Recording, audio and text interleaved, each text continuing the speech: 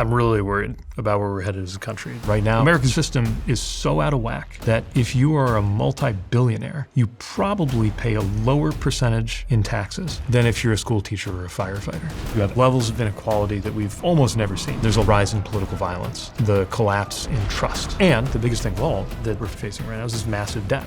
But it's now escalated to a level that no one can ignore.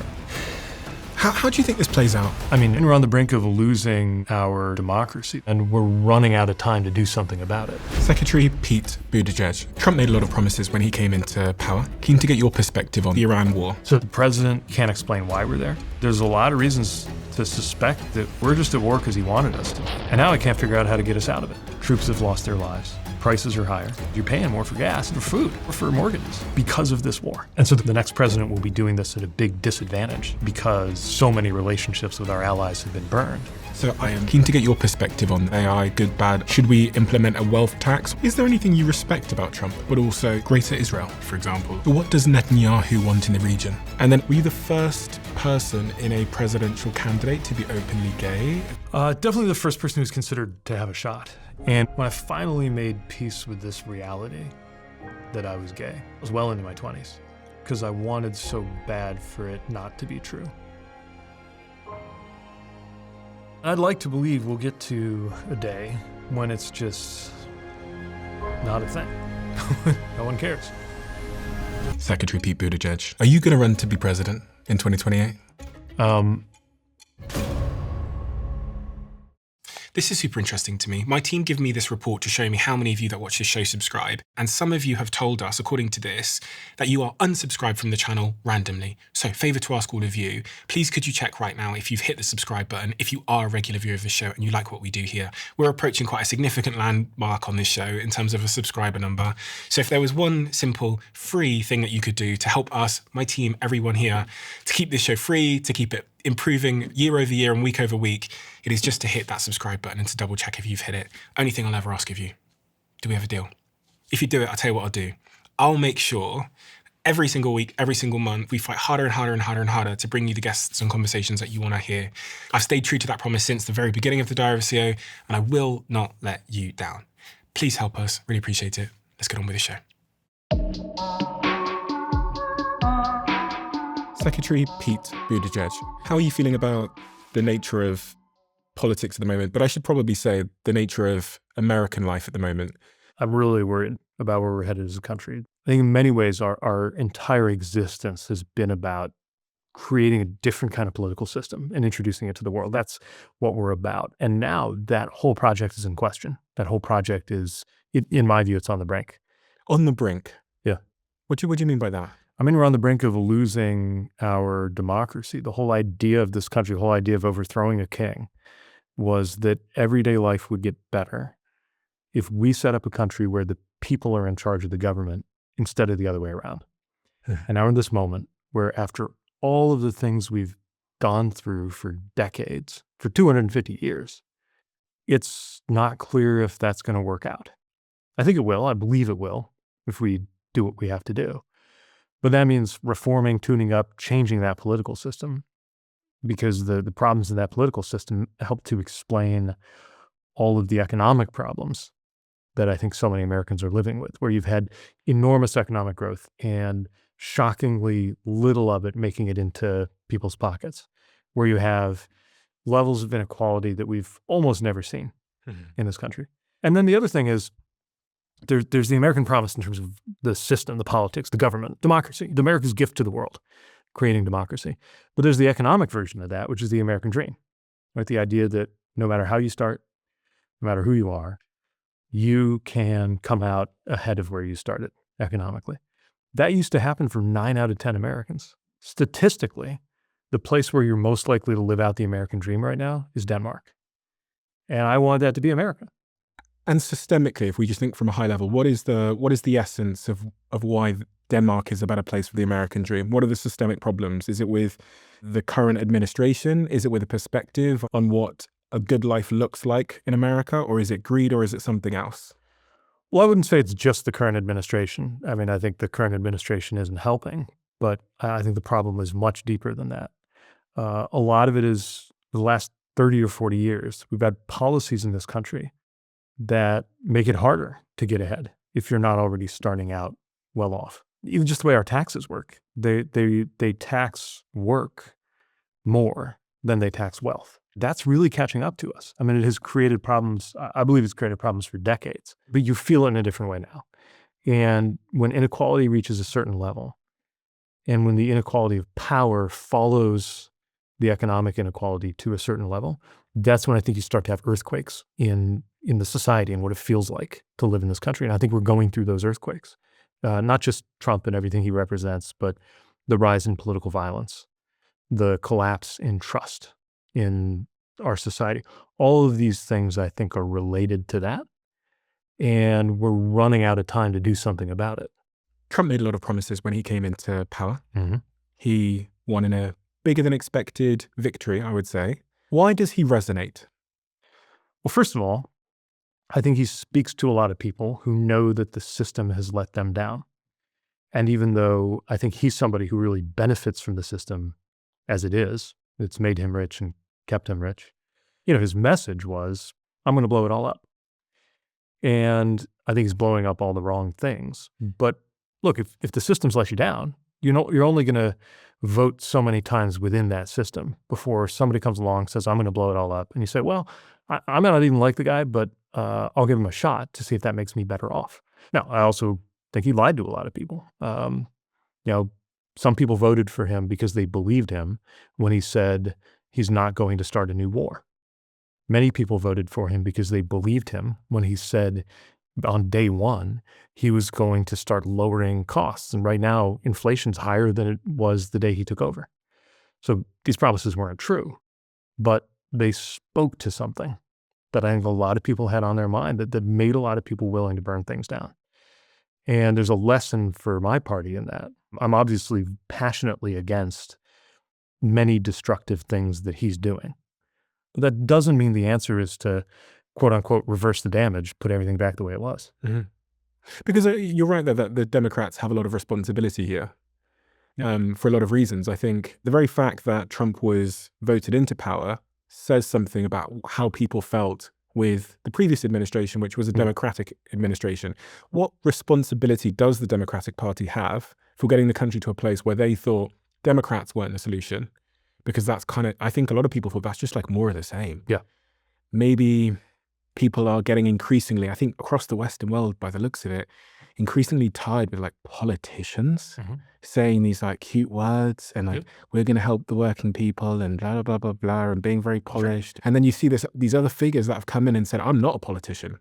Yeah. And as you say, I'm going to burn it down. Right. And for some reason, people are choosing that. Yeah. Even though when they do, usually that person makes it worse. And so that's why the president's unpopular. But the president is unpopular. To your point, that doesn't mean people are automatically going to trust Democrats. Yeah. Right. So, I mean, the answer to your question is yes, Democrats have a responsibility to present something that is better, not just better than now, but it's got to be better than before. The fact remains a lot of these results have unfolded on, kind of regardless of who's in power.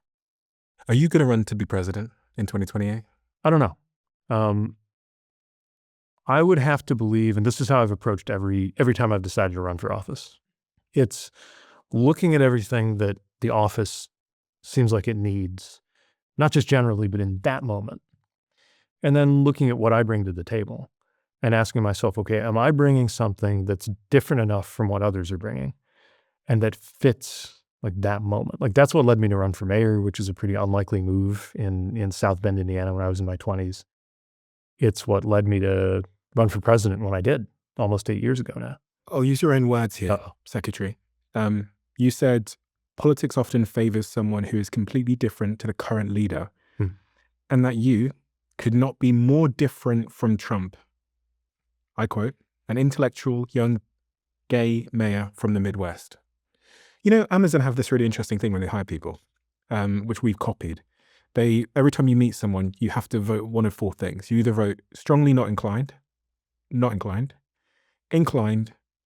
and strongly inclined. So you've got four options when you interview someone. We do the same in our company now. We took it from them. And the whole idea here is to prevent people from sitting on the fence, which is like, what is your inclination? So if I presented you with those four options as it relates to you running for president in 2028. As things stand, and this is just a balance of probability, are you inclined, not inclined, strongly not inclined, strongly inclined?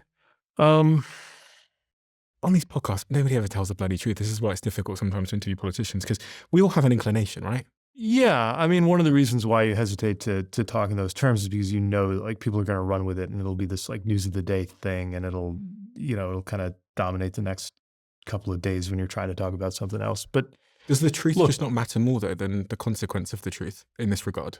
yeah, but the truth about like what I'm maybe gonna do, like there's a level of like not even being certain some of the things I'll have to weigh, like before having made a decision like this before. I can tell you that there's the read. I need the inclination. Look, I'm obviously not to one end or the other. Yeah, okay, so you're not those two. I think I'm like more inclined than not. Okay, I appreciate that. But there's so much we don't know. There's so much I don't even know about what's going to happen this year, let alone what we need to know later. And this is not, the weight of a decision like that. And I don't just mean like the national political weight, but just like the weight of a decision to run for office for you and your family, which frankly I did not fully understand, but until I had kids. That's changed all of my equations. Mm-hmm. It's just something that you really sit with and take seriously. At least you should. One of the big things that people are talking about at this moment in time is the Iran war. Yeah. And this feeds into some of the points we were touching on around promises kept and not kept. What is going on in plain terms? Because Americans are getting lots of messages. We've destroyed everything in Iran. The military bases are all gone. And then we're back at war and American lives have been taken. Right. Can you help us see through all of this? I think what's going on is the president has painted himself and the country into a corner.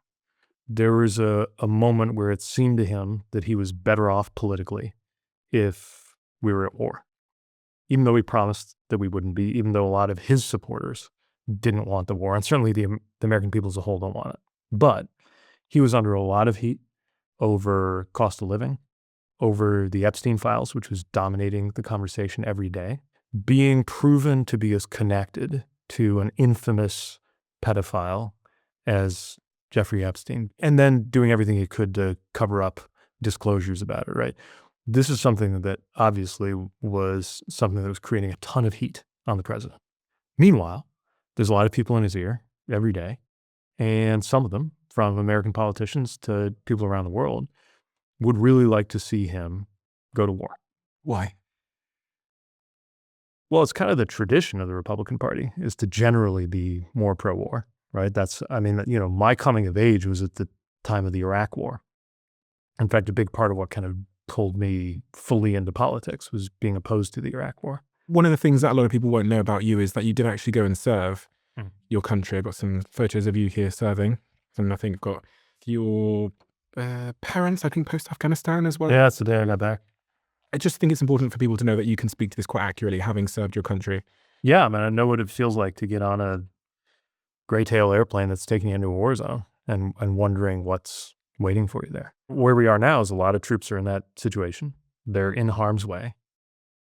And the president doesn't seem to have a plan. He can't explain why we're there. He said it's for regime change. He said it's for unconditional surrender. He said that it's to deal with their nuclear program, but last year he said they obliterated the nuclear program. And so there's a lot of reasons to suspect that we're just at war because he wanted us to be. And now I can't figure out how to get us out of it. And it appears that any way forward leaves us worse off than we were before the war. Prices are higher. Troops have lost their lives. And it seems like the least bad options still involve Iran having more control over the Strait of Hormuz than they were asserting a year ago. Most Americans shouldn't have to be worrying about the Strait of Hormuz. They got enough to worry about. And a year ago, we weren't. That was not a problem. Whatever was going on in the Strait of Hormuz did not feel like it was a problem, where I live in Michigan. And now it is. Why though? What was the domino effect that caused him to go, do you know what? I think we can just go in there, decapitate the leader, and announce victory. obviously this is a question for the president, but honestly, I don't fully understand why they would do something like this, especially because we know, like, you didn't have to be like an expert in international affairs and security studies to know that if we actually attacked Iran, they were going to shut down the strait and try to cripple the world economy. Like, it was literally the most obvious next thing that could happen. And yet, it seems like he either didn't understand or didn't believe. Surely he was told this. We know, in fact, it's been reported that he was told this. And he did it anyway. So how does that happen? I mean, I've long given up trying to see into the mind of this president. Dare I say, if you are president in 2028, this could be your responsibility to resolve. I mean, I really hope that the next president isn't facing this war dragging on into 2029. But I mean, yeah, one thing we have learned is that it is harder to stop a war than it is to start one, which is why if you have any other reasonable choice, you don't start one. So what are you going to do if you are president? Look, the next president will face a complicated, violent, and challenging Middle East and world map, no matter what. And the next president's going to have to deal with that while dealing with a more assertive China and a dramatically, swiftly evolving security landscape, partly because of things like AI. Mm-hmm. Just as you and I are sitting here now, there's a lot of headlines about a big safety issue created by an AI model that was supposed to not even be able to access the internet, managing to get itself on the internet and hack into another company to get the answers to a test that it was told to solve, right? And that's as of today in 2026. The things that could be going on by 2029 are surely going to change both what we're up against and what's possible.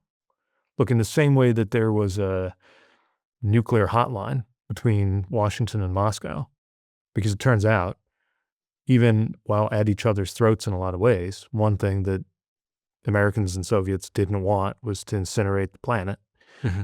There's going to have to be some way for countries that do not trust each other today to coordinate on things like making sure AI doesn't lead to bioweapons being made by rogue actors or even individual actors, making sure that it doesn't lead to nuclear proliferation or any number of other problems, right, that could happen. So the security picture, I think, will be more challenging for the next president than it's been for any president since the Cold War. So what kind of president, in terms of mentality or character experience, do you think can meet those challenges? Well, you need somebody who's deliberate and decisive. Those two things sometimes are in tension because deliberation means you slow down, you look at what's going on, and you think about it. Mm-hmm. But decisive doesn't mean you immediately make a call every time a question is put to you. It does mean that you, once you feel like you've got enough information, you make a decision, you own the consequences of that decision, you move on to the next decision. And I think in terms of kind of character and style, we're going to need both of those things. We're going to need wisdom, we're going to need judgment, and we're going to need judgment that is not twisted or changed or colored or biased based on corrupt reasons. And the reason I mention that is because right now we've got, for the first time ever out of all of our presidents, a president whose family is making billions of dollars from things that are sometimes directly connected to the decision of a foreign government, right? There was one government in the Middle East that put hundreds of millions of dollars into the family crypto fund of this president. You got Saudi Arabia investing in the first family's business interests to the tune of, I believe, a couple of $2 billion for the president's son-in-law, right? And we just can't afford, with everything that's on the line right now, to have the next president be someone who could remotely be influenced by those kinds of considerations, given everything that's on the line for the American people and for American security. When you look at the picture in Iran, it's all well and good saying we have to get out of there, but how? No, the only good way to do it is to not be there in the first place. Yeah. It's too late for that. And so, as is often the case in difficult decisions that executives face, it will be finding the least bad combination of options, which probably means engaging a lot of other countries, a lot of regional partners, a lot of allies. Now, again, the next president will be doing this at a big disadvantage because so many relationships with our allies have been burned. And it turns out you build relationships with allies not just out of friendliness or because it's neat. You do it because you're going to need each other someday. And the worse something is, the more difficult a problem is. Just like life. The times I'm quickest to call a friend are the times when I'm hurting the most or feel like I need help the most, right? Same is true for countries. The tougher your situation, the more you got to have friends you can count on. We are in a very tough situation in Iran. We will be for a long time. We need our friends. Because, you're dealing with a lot of, dare I say, very large ego leaders around the world. Mm. You've got your Putins. I don't even know who's running around at the moment. Then you've got China. Does it need a leader with a ego of the same size? Because sometimes I think I think crazy people kind of respect crazy people in a weird way. I think a lot of different ways to deal with people like that. But I think the most useful is to earn a level of credibility. And when we're talking with allies, a level of trust. When we're talking with adversaries, it's maybe not the same thing as trust, but it is credibility. That when you say you're going to do something or you seem like you're going to do something, you're going to do it. It means less energy gets wasted on guesswork. And it means you have just a little more stability. I think something all of us are looking for in the world right now is for it to just be a little more stable. And by the way to do that is not to rewind and imagine that we can make the world look the way it looked in the 90s or the 50s. It's not like that. We're going to have to find new ways to create a stable future. But look, there are as many different kinds of personalities in world leaders and presidents as there are, in humanity in general. But it'll need to be somebody who, like I said, is deliberate and decisive, tough and fair and credible. Yeah, the Iran situation is particularly it's particularly uncertain for many reasons, in part because I don't know who the leadership there is anymore, in part because it seems like they will now control the Strait of Hormuz, or at least use it as leverage, really irrespective of what outcome takes place. And in part because you still have this nuclear threat. Yep. But they are probably now more motivated to develop nuclear weapons than they probably were under Obama when he signed that agreement with them. Yes, they may have less capacity, but they certainly have more motivation at this point. Would you let them develop nuclear weapons if you were president? No, they should not be allowed to have nuclear weapons. A nuclear-armed Iran, look at the malevolent activities that they already have pursued with conventional means, terrorist groups around the region and around the world. This is not a regime, certainly not in its current form or anything resembling its current form, that could ever be trusted with nuclear weapons. Now, different presidents, each of the last few presidents, had a way of making sure that that never happened. The best way to do that was through diplomacy. That was the whole point of the Obama deal. The first Trump administration tore up the Obama deal, but couldn't get a better deal. And then when the Biden administration was trying to get a better deal, it was very hard to work across the table to get the Iranians to negotiate because they remembered that it was Trump who tore up the Obama deal, right? It's part of what I mean when I talk about credibility. It doesn't mean that people across the table have to like you. It means they have to have some sense that it's at least worth dealing with you, right? And there's not a lot of that, given that kind of instability, that pattern that we faced. I followed American politics, I think, since I was about 10. One of the things I've never heard mentioned so much in politics is Israel. It appears to me, as a objective observer, that the subject of Israel is now so central to politics. Yeah. Why? What's going on with the US's relationship with Israel and the public sentiment towards Israel? Well, it's getting a lot of attention because many very important things are at stake, and they've been put into conflict with each other, right? And each of those things is a valid thing, at least in my opinion. And I'll name three. One, which has become very challenging for many Jewish Americans, is the safety of Jews around the world and in America. Theoretically, that could be separated from what's happening in Israel and Palestine. But in the real world, there's been a relationship between what's going on there and an explosion in anti-Semitism that has many American Jewish families afraid for their safety. Another thing is the safety and dignity of Palestinian people who in Gaza, but not only in Gaza, have been subjected to horrific violence and, in my opinion, war crimes. And alongside that, there is the safety and dignity of people in Israel who we have a security relationship with as a country and have since the Jewish state of Israel was founded, the future and survival of Israel as a Jewish state, and a country that is still responding to the worst day of the most violence against Jews since the Holocaust. Those three things, I believe, in principle, can be honored at the same time. In fact, I believe in principle they have to be honored at the same time. Is that what Netanyahu wants? No, I don't think he is remotely interested in the safety and dignity and security of Palestinian people. I think he believes that he would be better off if they didn't exist.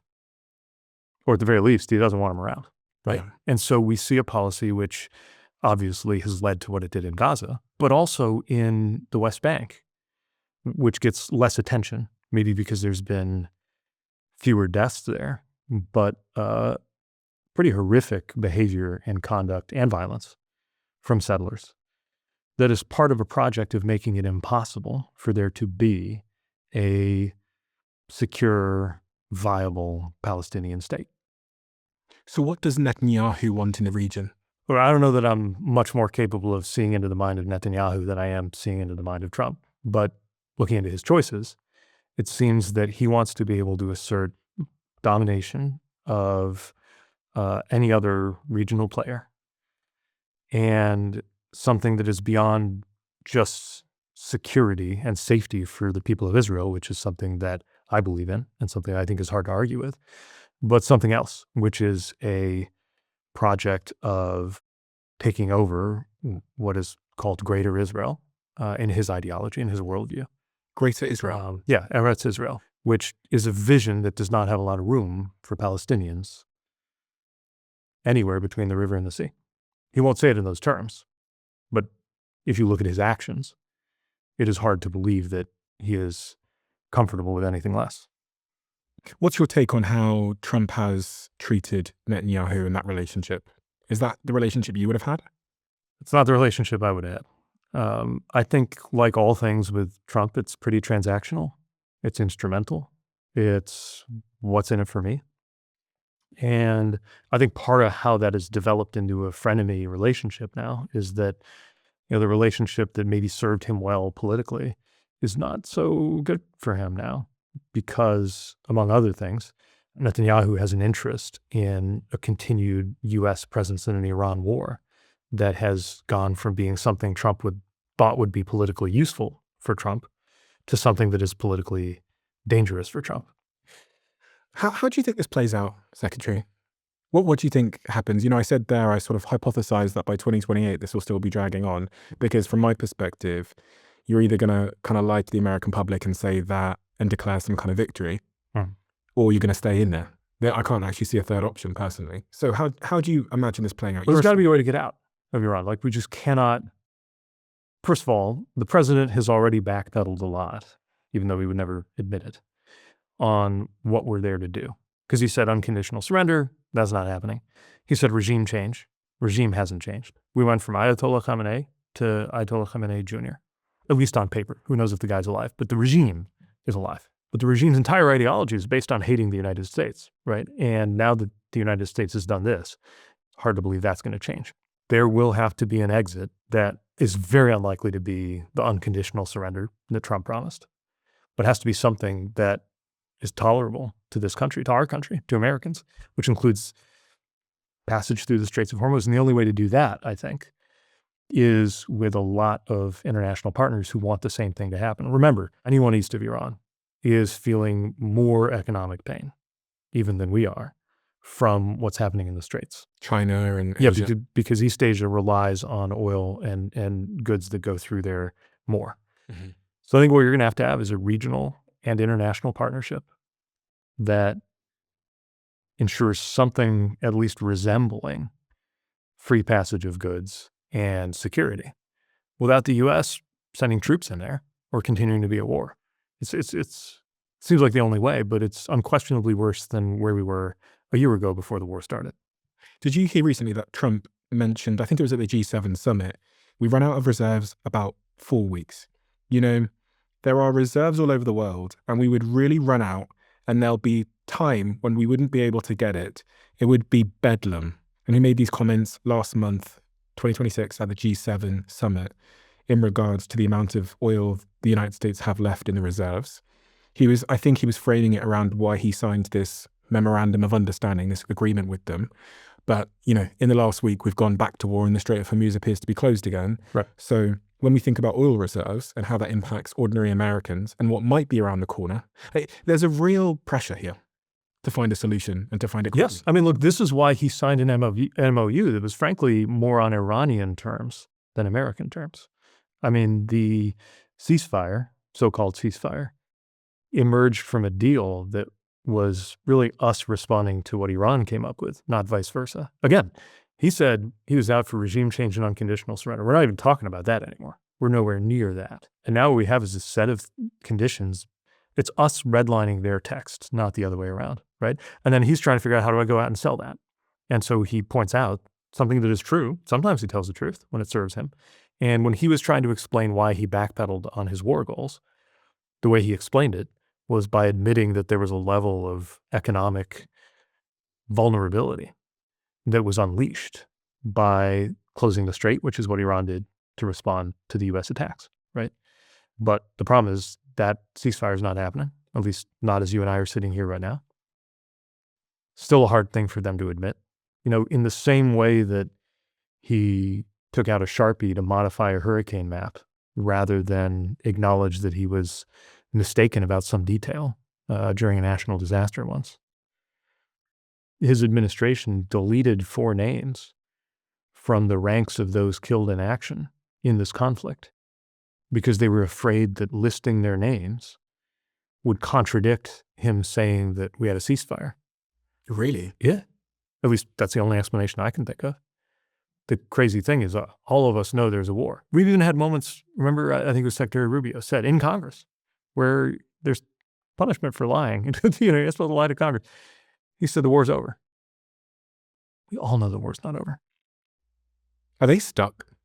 Because they seem a bit stuck to me. I was watching Hegseth in front of, I think it was Congress. Yeah, it was Congress the other day. And they're just repeating his quotes back to him over and over and over and over again. Yeah, because how is he supposed to explain that we're in a war that supposedly we already won, that we're not getting any of the things that were supposedly worth going to war over, and that the bill for this keeps getting bigger in terms of tax dollars? I think his latest number was $37.5 billion. That's our money, all of us as American taxpayers. And of course, the cost in lives and the cost in terms of everything in America, starting with gas, being more expensive. They don't want to be explaining that, right? But they don't have a great way out either. And they're not prepared to lead us to a better place because they don't even know what it looks like. Is there anything you respect about Trump? Sure. I think he has been able to create the impression of a bias for action. And I think he gets a lot of credit for that. I think in general, and especially in government, there's a lot of hand-wringing. Like, oh, we got to have a 19-step process to get all of these things exactly. I saw this during my 4 years trying to get stuff built in this country as Secretary of Transportation, that there were so many hoops and so much red tape. And he comes in and he says, like, nope, not doing that. We're just going to do this. Now, often what he's doing turns out to be illegal and it gets reversed. And obviously, I think most of his policies are terribly destructive. But I think you have to respect the effect that he has had with that kind of bias toward just doing something. And I think we could learn a bit from that. Is that a case for less politicians in power and more entrepreneurs? Look, I think he's a politician through and through. I think that on some level, every CEO is a politician. Every general is a politician. Every bishop is a politician. You just reach a certain level where part of what you're doing, if you're being honest with yourself, is what is considered politics. Which, by the way, I don't mean in a pejorative way. I mean it's organizing people's choices, loyalties, and organizing power in order to get things done.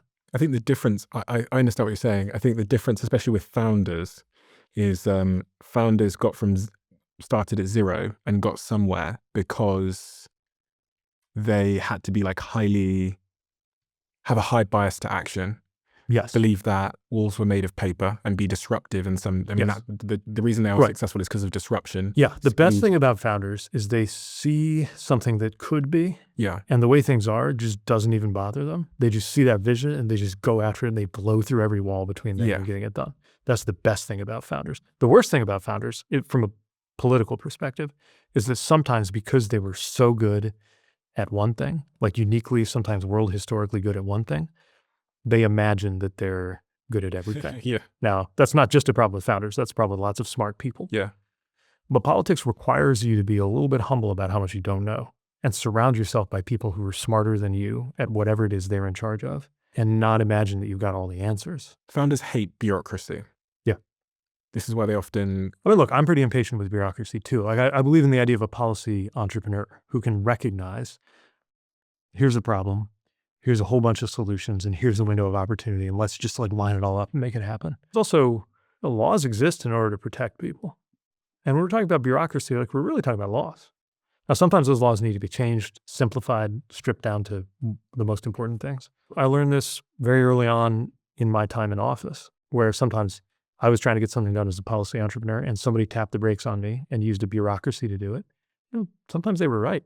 Sometimes they made me better. They made me sharpen what I was trying to do by fighting me.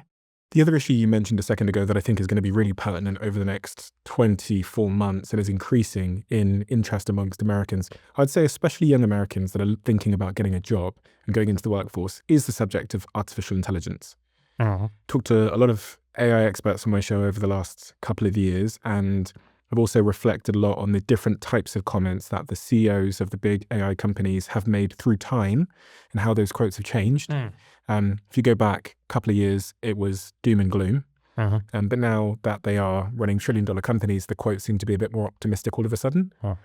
One thing that I think they do agree on is that there's going to be significant job disruption, especially if you look at some of Anthropic's reports, which are the maker of Claude. They already show that entry-level positions are at risk first, especially entry-level knowledge jobs. And people are scared. First time I saw that Eric Schmidt speech where the crowd, the college audience are booing every time he says the word AI. This is presumably going to accelerate this sentiment towards AI. And in part because people are going to find it harder to get jobs and they're going to experience more of AI sort of permeating through their life. How do you feel about all of this? What is the balance of AI, good, bad, ugly, risks? I think it can be all of those things, and we've got some decisions to make about where AI goes. And the simplest way I put it is this. Either we're looking at a future where because of AI, we have a shorter work week and more money in our pocket. Or we're looking at a future where there is even more extreme concentration of wealth and power in this country than we've already got. And which way it goes, which of those things happen, it's actually not something that's in the technology. It's not a tech question. It's a policy choice. It's about whether we make sure these technologies unfold in a way that is empowering for families and workers and college graduates and manage all of the harms that could come from it. Every technology brings good and bad things. And we've certainly seen that with digital technology. We've seen it with social media. We've seen it with the internet itself. Good and bad things always. AI has incredible capabilities. I think a lot about something that's not usually in the top 10 thing people talk about, but it's self-driving vehicles. Easy to be freaked out by them. They actually have enormous potential to save lives. That's just one example of how we could be better off if we responsibly develop these technologies. But if we don't, I'll tell you what I think could happen. And I comment this based on where I grew up, right? I'm from the industrial Midwest, northern Indiana, a place dominated by the auto industry. And starting in the 60s, but definitely in the 90s when I was growing up, in the early 2000s, there was a huge amount of job loss because the economy was changing. What happened was there were a whole lot of people who didn't just lose their jobs. Often they would lose their jobs, maybe find another job, maybe be trained to find a new career even, but never recovered their sense of identity. You're an auto worker, you're in a tool and die shop, and it's your whole sense of belonging revolves around your job, not just your paycheck. It's how your spouses know each other from the union picnic. It's how you're sponsoring Little League. It's what you explain. You know, at least in the US, we don't even say like, what's your job? We say, what do you do, right? What we mean is, what do you do professionally? But we say, what do you do? Basically as a way of saying, who are you? And that's true for blue collar workers. That's even more true for white collar workers. And so I think that there is a generation of workers who are about to have their identity, not just their job, their identity, disrupted. Whether we can come up with new sources or better sources of belonging than what your job is could decide everything about what it feels like and is like to live in this country within the next few years. And I just think about what you said there about growing up in the Midwest. People working in the auto industry, making cars. And you also use the example of full self-driving vehicles being a net positive. But when I put those two things together, I thought, okay, so the people in the factories are at risk of being replaced by robotics now. Huge acceleration in robotics, both humanoid, but just generally intelligent machines, which is right here. It's not theoretical, it's not sci-fi anymore.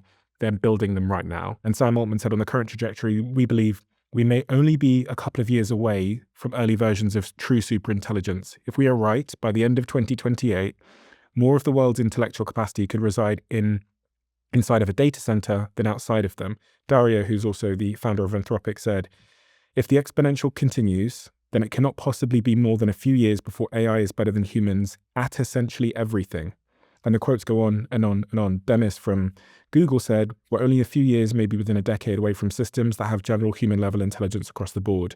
And Elon Musk in an interview this week talked about how with robots being physical disruption and AI being intellectual disruption, you have the perfect combination where work will become a choice. What does that mean for those people in the Midwest? Because Dara, the CEO of Uber, sat there in front of me and said the 9 million drivers he had would be replaced. But also now if I think about the production line, the people making the cars as well, theoretically could be at risk. There's always going to be something worth doing with our time. We need to arrange an economy that rewards things that are worth doing with our time, especially things that only people can do. Some of that is creative work. Some of that is very human work like caregiving. I'm thinking about this more and more because I belong to this sandwich generation that's taking care of kids and aging parents at the same time. But whether those kinds of things are rewarded or not is what I worry about. I mean, imagine a world where, just for the sake of imagination, you've got a machine that can make more and more things. It's like the replicator from Star Trek. You know, I love Star Trek. As a kid, Captain Picard goes up to him and he just says, like, give me a cup of tea, Earl Grey, hot, and like, it happens, right? Imagine some combination of artificial intelligence and robotics that leads to factories where you can kind of do that. Over time, you need fewer and fewer people in them. And that means that less and less in the economy depends on the wages that those workers can command because you need fewer of them. That means more and more is going to depend on who actually owns the machine, by which I mean both the intellectual property, the AI, and the physical plant, right? And that's where we've got to make sure that the American people own enough of this, or at least to own enough of the value that's being created, that people's needs can be met. How? Well, there's a lot of ways you can do it. I think some version of a dividend makes sense. What I mean by that is there's some public share. We can argue about whether it should come with like a vote, like being on a board, or whether it's kind of closer to a tax. By the way, I think this is also fair game. I mean, these things trained on data that all of us put in the world for free. These things are based on the internet, which was created by the American taxpayer, basically free of charge in the 1960s when DARPA, the Defense Advanced Research Projects Agency, created what became the internet. And now it's time to return more of that to the American people. You do that, we really could have a shorter work week and more money in our pocket. But there's a big but here, which is it hasn't always worked out that way with labor-saving technology. 100 years ago, the economist John Maynard Keynes wrote an essay called Economic Possibilities for Our Grandchildren. He wrote this in 1930, and it was all about what the world would be like 100 years from then, so 2030. And he predicts that the productivity of our economy, because of automation, technology, all these things, will go up something like 5 to 8-fold. And because of that, really we're not going to have to work more than 10 or 15 hours a week. And so far, we are on track to almost perfectly match his prediction about productivity. But we're nowhere close to that. If anything, we're working more right now. So how does that happen? Well, it turns out that has to do with policy choices about what is or isn't a good use of time. And it has to do with social choices too, right? I mean, one question I think about a lot is if we go into the best possible scenario, we get the policy choices right, we make sure the companies act right. This is saying a lot, but imagine that we do. And we do, in fact, have, most of us have a shorter work week and more money in our pocket. How do we know we're going to use our time well? Because in many ways, I think many of us are aching to have more time to use well. I know just doing my thing, I wish I had more time with my kids. This is always the lament of a politician, but like anybody in an intense job wishes they had more time with people they love. But, also a lot of our time right now is being absorbed by bullshit, right? Scrolling. Things where you spend an hour doing it and an hour later, nothing sticks. It's exactly as if you hadn't. You regret. But your hour, or you feel worse, but the hour is gone. So we need to figure out how to also be better stewards of our own time. These, by the way, are not just this sounds like a very 21st century problem, and in one way it is. But, the Stoic philosopher Seneca, the Roman philosophers writing about this kind of stuff more than 2,000 years ago, talking about how we're so careful about who can get our money and are very up in arms if anybody looks like they're cheating us or taking our money. But then our time, which is the one thing where we have every reason to be even more stingy about it than money, because you can get more money, but you can't get more time in your life. We let it get wasted in all kinds of ways. Bernie has this proposal where he believes we should take, I know I was reading about, you discovering Bernie, I believe in college, right? Wasn't it? High school, actually. In high school. Yeah. He has a proposal where we should take 50% of the stock of these AI companies. It gives the general public 50% ownership and board voting seats to block job-killing decisions and redistribute AI profits directly to citizens for healthcare, education, and housing. Viable proposal? Part of that overlaps with what I'm talking about. I do think a public share of the profits, which could mean a public share of the ownership, can make sense. And again, for reasons that I shared earlier, I think that would be fair. I do think we need to weigh whether the right way to make sure the public has a say in how these companies behave is to be on the board versus just to have some rules, to make sure that the rules are such that the companies can do what they do best, create value, innovate, but they can't do it in a way that hurts people, which is generally how regulation's supposed to work. I mean, I say this having been in the cabinet of the Department of Transportation, where our job was to regulate companies. So what that meant was we have something like the FAA, right? The Federal Aviation Administration. It doesn't create aircraft. It doesn't invent aviation technology. What it does is it sets a very elaborate set of rules to make sure that aviation is safe. And the consequence of that is actually an incredible unsung civilizational achievement. Just in the time I was Secretary of Transportation, we had 4 billion people get on an airplane, 4 billion passenger enplanements on commercial airplanes. The number of fatalities was 0. 0 out of 4 billion. Crazy. There are very few things you can do in life. I mean, all the way down to like crossing the street or eating a cheeseburger that would have a 0 to 4 billion fatality rate. So that's an amazing achievement that happened because there is the right framework with technology and rules where you have a lot of innovation. I mean, the aerospace sector is known to be very innovative, but also you need to make sure it's safe.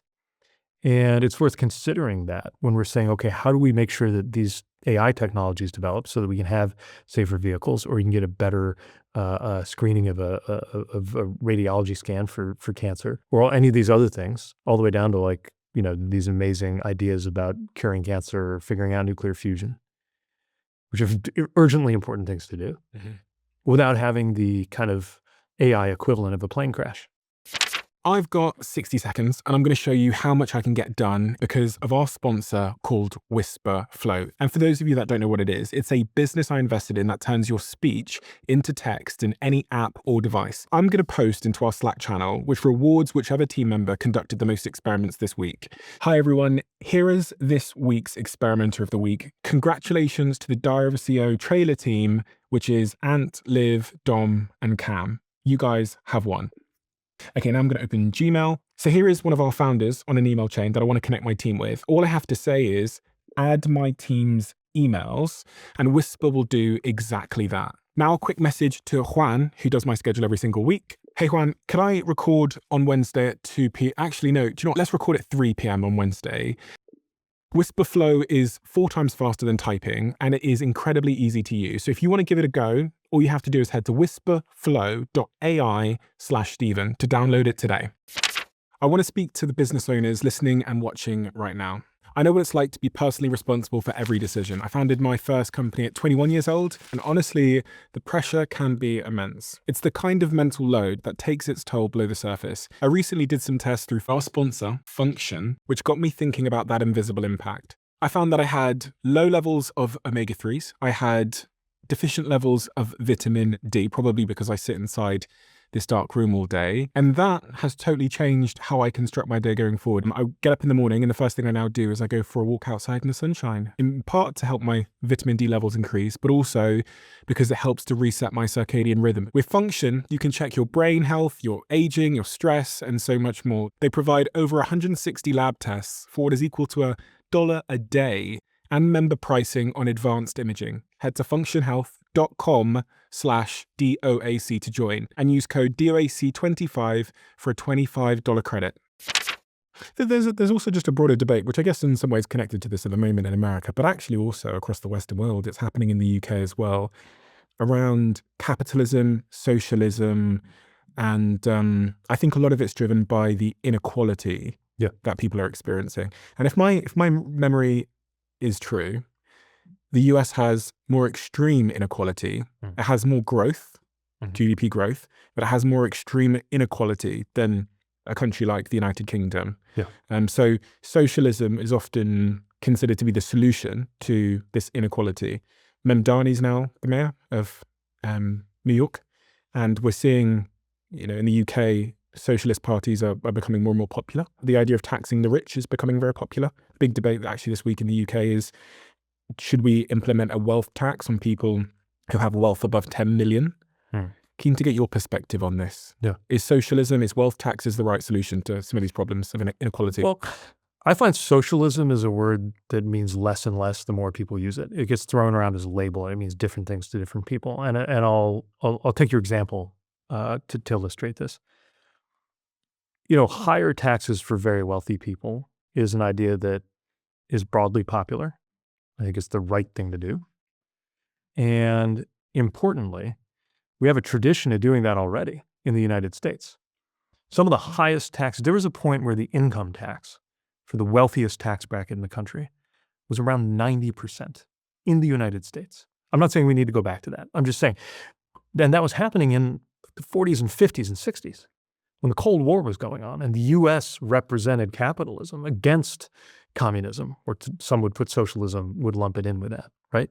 So there is a tradition of the US being a fully capitalist country and also doing a better job of heading off this inequality. And the point of dealing with the inequality wasn't to punish the wealthy. It was to make sure that that level of wealth didn't go off the rails and that it didn't turn into a level of political power that could bring down the whole system. Which, by the way, is the problem I think we're facing now. First of all, our tax system taxes wealth less than it taxes work. That's a problem. That's an even bigger problem now that AI is coming for jobs, because there's basically a thumb on the scale, a subsidy, in effect, from the US government saying, giving you a little more reason to automate a job than you otherwise would, because things like capital gains taxes, come in lower than things like income taxes. Now, wealth tax, which is a property tax by another name, can be part of the menu of taxes you have to get enough revenue and to make sure that outcomes are fair. You can argue about where to draw the line.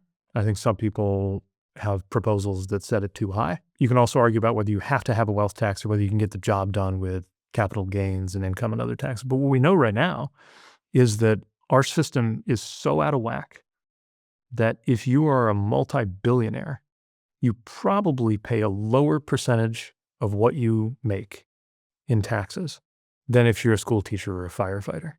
We even, in percentage terms, generally, tax billionaires less than we tax millionaires because, again, of this system that kind of favors wealth. So the more you have, the more you make and the less it's taxed.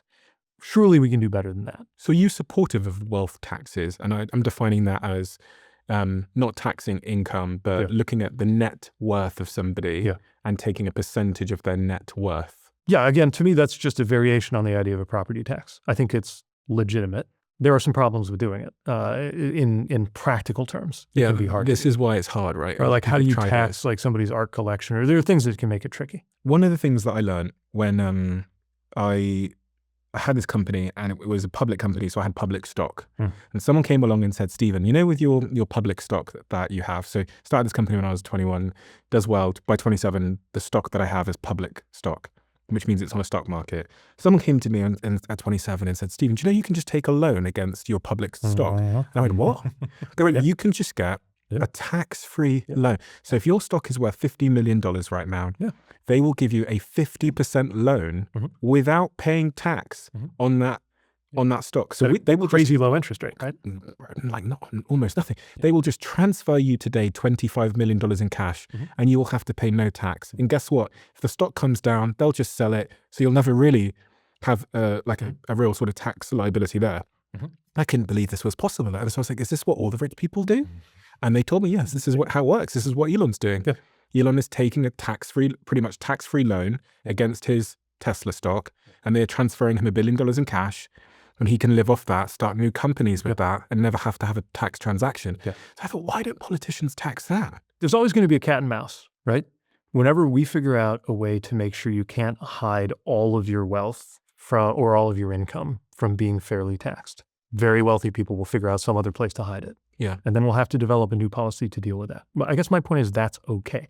Too often we have just hesitated to do anything, refused to do anything because it might be hard or because it might not last. But if the idea that somebody will figure out a way around this law meant that you shouldn't have the law, that would be an argument against having any law. So it's messy, it's hard. But I am sure that if we had a more reasonable rate of taxation on capital gains and on corporate income, and if we made it harder to pass along wealth without, especially inherited wealth, without paying any taxes on it, or some of these other maneuvers like this borrowing thing you're talking about, we would have a fairer country because we'd still have capitalism. There'd still be lots of motivation and lots of reason to innovate and build a business and create jobs and do all the things that very wealthy people have done. And also, we would be out of this doom loop we're in where they're saying, well, we can't possibly have as good healthcare as other countries. We couldn't possibly do something like, I don't know, fast trains here in the United States. We couldn't possibly have rural hospitals be properly funded or public education. Of course we can. This is the wealthiest economy in the world. It just doesn't add up that we can't have nice things. But if we aren't collecting a fair level of taxes, then of course we're going to come up short when we're trying to fund those things. And the biggest thing of all, that numerically that we're facing right now is this massive debt. Now, it's not fashionable on the left to talk about deficits and the debt, partly because, I think Democrats are pretty sick of that being invoked as a reason not to do things like roads and bridges and schools and hospitals that we believe in. But it's now escalated to a level that no one can ignore it. And it turns out, some analysis has suggested or shown that if you just start the clock at the beginning of this century with the big Bush tax cuts in, I think, 2001, and then you go through the Trump tax cuts for the wealthiest, you add all of that up, if it weren't for all those tax cuts, the debt would actually be going down right now. So they can fully account for what's happened to the increase in the debt.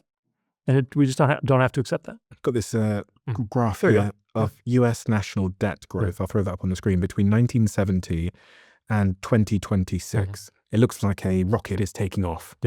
And I sat here with Ray Dalio just a couple of days ago. He talks about these sort of big economic boom and bust cycles. He talks about how every 80 years or so, you kind of see a great power falter and struggle. And we are 80 years into the American power. And he says that the writing is on the wall as it relates to what happens next when you let debt go like this and you start getting sort of internal conflict and you start trying to please the world. And what's going on with the debt is both evidence of it and part of the problem. I think it's a symptom, but in some ways it's a cause. It could be a cause of a currency crisis or force us to redo our whole tax code within the next few years. One thing I learned about recently There's a principle called Stein's law. It's named after a Reagan-era economist, actually the father of Ben Stein from, if you remember, Ferris Bueller. The principle is very simple. If something cannot go on forever, it will stop. It's one of these blindingly obvious things that we don't think about enough at a moment like this, where everybody agrees the debt can't keep going up like this. This is almost definitionally impossible. Pretty much everyone agrees our politics can't go on like this. And if something can't go on forever, it won't. So then the question is, okay, then what's going to happen? I believe one of two things can happen: reform or catastrophe. And the whole reason I'm involved in public life is to try to make sure that it's reform and not catastrophe. Can I ask a question on this? So on this Stein's law thing, and why, irrespective of what you've just said, which makes perfect sense to me, this line keeps going up of national debt.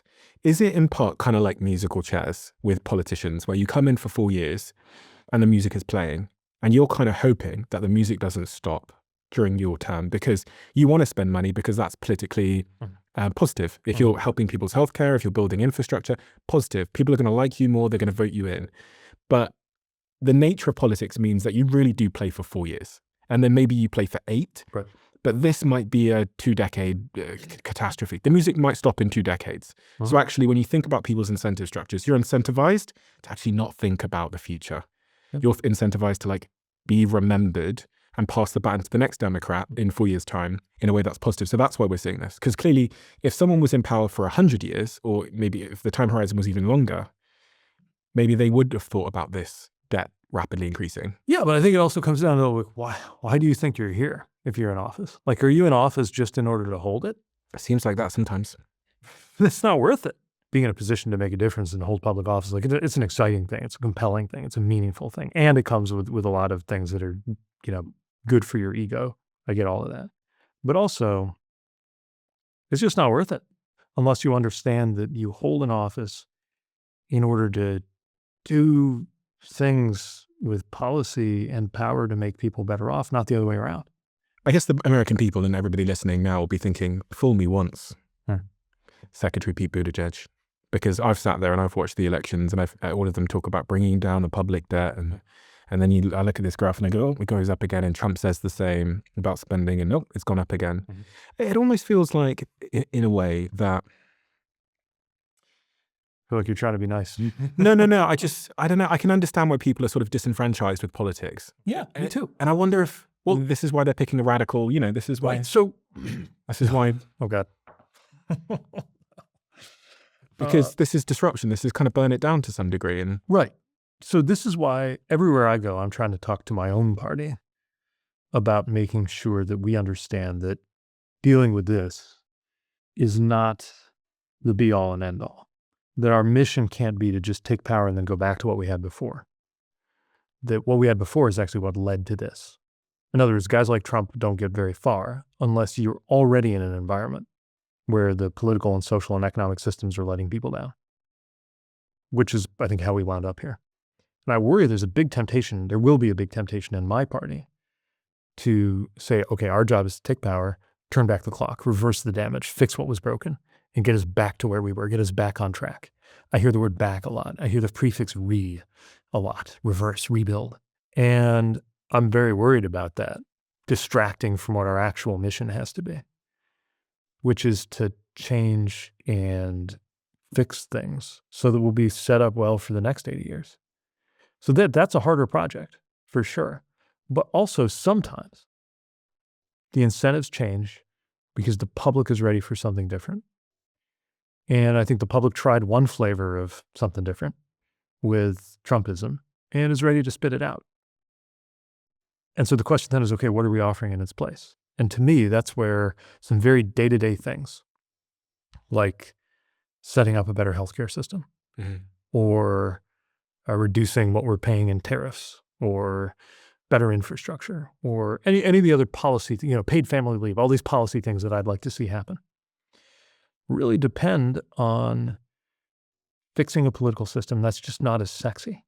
But it can be powerfully motivating because our country was started by people who fought a revolution to change the political system. And I just can't imagine that it was just like Jefferson and Hamilton and these guys sitting in their studies reading, John Locke and Rousseau and thinking, oh, it would be neat to try that somewhere. I think they believe that like their lives and everybody's lives would be better, different, if we actually had a different system.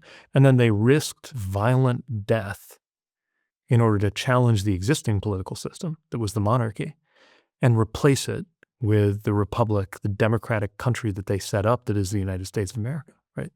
So it's not like this can't stir passion. Should we not be a country where everybody's vote counts the same? That would mean a popular vote for the presidency. We ought to do that. I just think everybody's vote ought to count the same. And the person who gets the most votes ought to win. This is not a hard thing for us to buy into in literally any other election we run in our political system. We need to do things like make it just ban gerrymandering where districts are being drawn. So consider this. We have 435 seats in the House. 9 out of 10 are so red or so blue that you basically know who's going to win before the first vote is cast. 9 out of 10. In a 50-50 country. That makes no sense.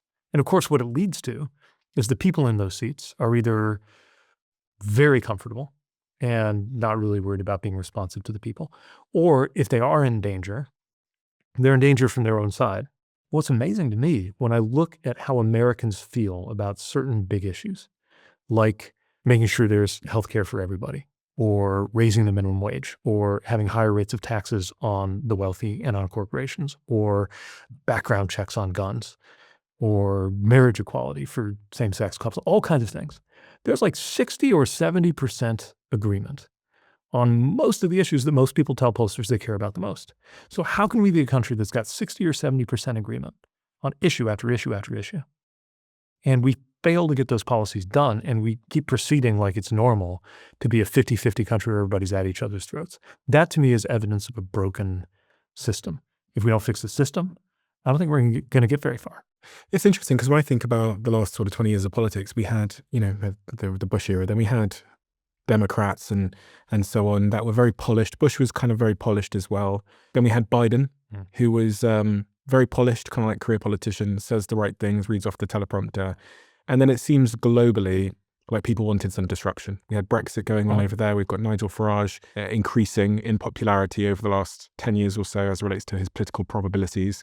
And then over in the United States, we have Trump arrive. Again, not a career politician, not clean, not teleprompter kind of guy. If Democrats are to win, as you say, it's certainly not going to go back to the polished Joe Biden teleprompter.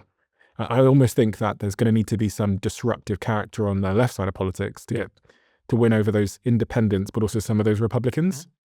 Do you agree with that broadly? I think that's right. I mean, I think it depends what we mean by polished, right? That can mean a lot of different things. I think, but I think you're talking about a sort of authenticity that people expect. And the paradox of Trump is he's authentic even when he's lying, because it just seems like he's, whatever he is, he's not reading talking points. At least that's how it seems. I think also part of this is just it's actually a technology thing. So the technology that dominated politics for as long as I've been alive was television. And I think it produced a generation of people, George W. Bush, Bill Clinton, and Donald Trump were all born within a few weeks of each other. Really? Yeah, they were all products of the summer of, I think it's 1946. Coming out of that generation, Joe Biden near to them in age, right, into whatever's next, I think you're going to have leaders, and this can be potentially a very good thing, who are just a little bit better able to just kind of show their humanity. Being a long podcast like this one, right? Like I remember when long form meant like maybe a 30-minute NPR interview. Now you're sitting for sometimes 2 or 3 hours. I don't think it's possible as a matter of physical stamina to stay on talking points for 2 or 3 hours even if you want to. Like it just, and so, somebody once said that the running for office is like an MRI of the soul anyway. But that's even more true now than it used to be, because there's so many different kind of ways of having to kind of show who you are. We used to imagine that the people in charge are just like next level, like on a different plane of existence. And I think it's become harder and harder to believe that because we know too much, right? And so I think we're trading that for just wanting people that we have a reason to trust. We see the same across business. We talked a lot about over the last 10 years how we've shifted from this black box world where the PR department would paint the image of the company on the outside of this black box. Mm-hmm.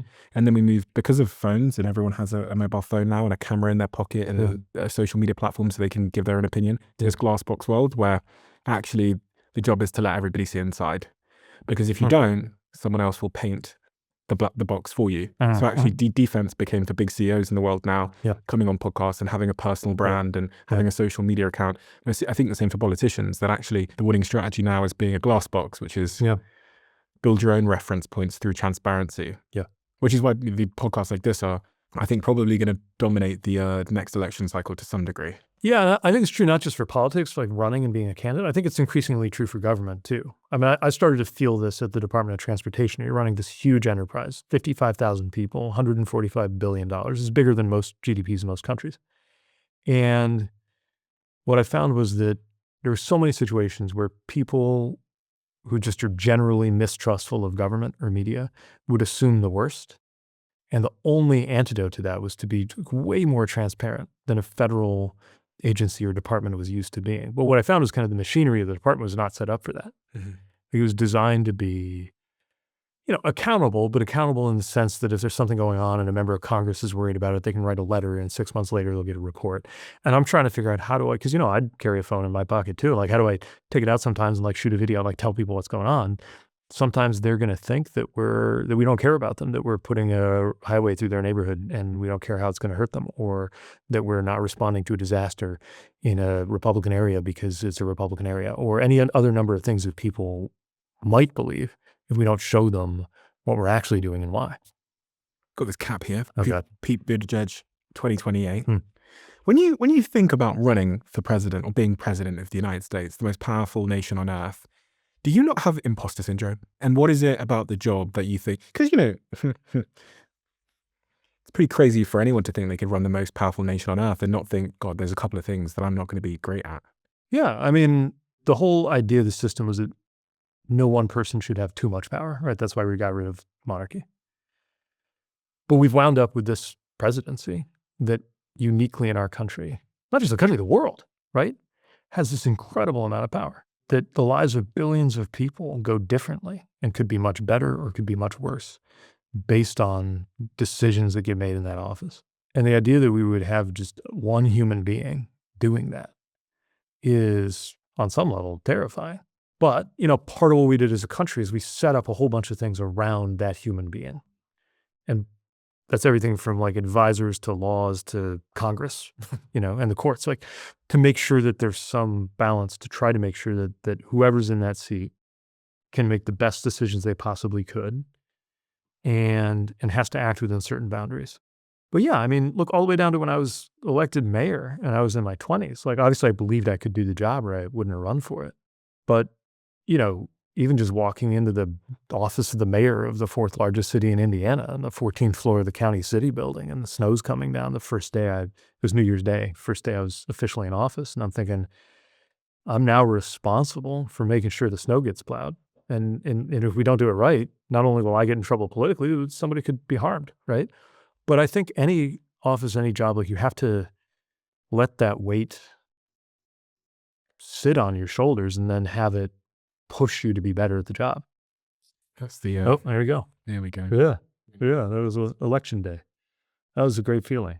But I remember also immediately feeling this thrill of having won. And if you're a competitive person, it's also the excitement of having beaten your competitors, but having to balance that with, okay, I said that if you elected me, I'd be able to get these things done. And now I actually got to produce. Are you scared of the consequences of being president one day? Any president should be. Anybody who's even being seriously talked about or considered for it should be. Puts you in a position where you have a responsibility to say things that make sense and think about what you have to say and know that your words, even if you have no official power, but that still things that you do or say could help or hurt people just by talking, just by going on a podcast that millions of people listen to. And there's really 4 frontrunners, according to the data that I saw, which is yourself, Gavin Newsom, AOC, and Kamala Harris. I've now interviewed 3 of them. Which one haven't you got to yet? AOC. I think this thing is in the works. Very different candidates, I'd say. Yeah. as individuals? Yeah. If not you, then which one of them? It's just a bad idea to answer that question. I'm sorry. Like, I want to be transparent, but like, You must have an answer though. I don't know. Let the truth set you free, Secretary. I've I've met her. She was lovely. Gavin's nice. Which one are you closest friends with? I mean, the one I've spent the most time with is her, because, you know, she was vice president and I was working transportation. There were times we traveled together. She was very involved in trying to get the infrastructure bill done, which is kind of the biggest thing that I worked on, the legislation to get roads and bridges and airports. Is she misunderstood? I think anybody at that level is misunderstood. There's just, I don't know that I don't know if I'm qualified to evaluate kind of more or less than other people in that job. I think anybody, the vice presidency or any job with that visibility, just puts you in a position where it's hard for people to see your humanity when you're bearing the responsibility that you have. And even at other levels of government, I think this is true. I think high office does that. I think office that high especially does it. Do you think she could be a good president? Sure. I mean, I campaigned for her very energetically when she was running for president. I went all over the country trying to convince America to elect her. And I did that because I thought she'd be a very good president. What about Gavin Newsom? Yeah, he's not someone I know as well as her, but he's somebody I've worked with a lot. Obviously, California was the place where we were doing a lot of our best infrastructure work. And he's somebody who I think he understands how to break through in this kind of attention world that we're in, where, you know, the old formats and the old norms just don't cut it anymore in terms of getting your message across. At AOC? I think she has spoken to so many people who understand that the system is letting them down. I might not agree with her on every policy. For example, on the infrastructure law that I worked with the vice president on and worked with Gavin on, she didn't see that the way we did. You know, I respect that she has activated a lot of young people, not just young people. She's activated a lot of people who are looking around saying, the way things work doesn't serve me. And there's the generational thing. And when I ran for president, I was running largely on a message of generational change. I didn't win, obviously. Joe Biden won. You got behind him. Mm-hmm. Near the end of his time as president, we all saw it. We saw him go out and do those debates against Trump. And I think it was obvious to anyone who's being intellectually honest with themselves and objective that Joe Biden wasn't the same Joe Biden that we've seen over the last 20, 30 years. Mm-hmm. And that something had changed quite considerably with his cognitive performance. Mm-hmm. Were you aware of that? Because you were part of his team at that time. Were you aware that something was different? I saw the same thing that America saw, right? It's not like I was in a room with him every day, but, you know, whether it was in front of cameras or whether I was invited to be in a meeting at the White House, I saw what America saw, which is that he was getting older. I mean, cognitive performance is pretty important for the most powerful job on earth. Yeah. Were you concerned? I was definitely concerned when I saw the debate. I mean, you weren't concerned at any point before the debate? Up until that moment, I saw that he was visibly growing older, but there's never some moment where I saw him like make a different decision, or at least in terms of anything that I was involved with, transportation, that I thought it was going different or worse, or I couldn't get what I needed from him or from the White House because of his age. But of course, the job is not just policy guidance. The job is also to convey and communicate to the American people like what your administration is doing and why. That's the job of a president. It's in some ways 100% the job of a candidate. Mm. And there was no watching the debate and not realizing how much of a burden that was. You just said then that you're even conscious of, like, even in this medium, every sentence counts. Mm-hmm. Yeah. You say one sentence, that's the wrong sentence. Theoretically, it could have consequences. Oh. And you just said this is someone that doesn't currently have a job. The president of the United States, Joe Biden, muddling up his sentences in front of the nation like he did in that debate is probably not good enough to be in that position. Yeah. And that was the beginning, of course, of the process that led him to reach the same conclusion. Do you have a private conversation with him? No, I wasn't. I was in the cabinet, but that doesn't mean I was invited to rooms when they were talking about things like whether he was going to run for president again. Did the Democrats make the right decision there, 100 days until the election, to swapping Kamala Harris at that point? Like in hindsight, if you're honest with yourself. Yeah, I've thought about that a lot because I think in the moment it felt like, oh, we have very little time. We've all got to pull together. We got to put ego aside. We got to put kind of internal politics aside, and we got to quickly speak with one voice. Partly because I knew, and we all knew, what could happen to this country if Donald Trump was elected again. And I believe all of those harms and then some have come to pass. But the other side of the coin is if there had been some way to have a competition, even with that very short timeline, I think that even if the candidate had still been Kamala Harris, I think she likely would have been a better candidate. I think in 2020, Joe Biden was a better candidate because he had to compete with Kamala Harris and me and like 18 other Democrats before winning that process. And I think that in general, we know that competition sharpens you. We know that competition gets more information out.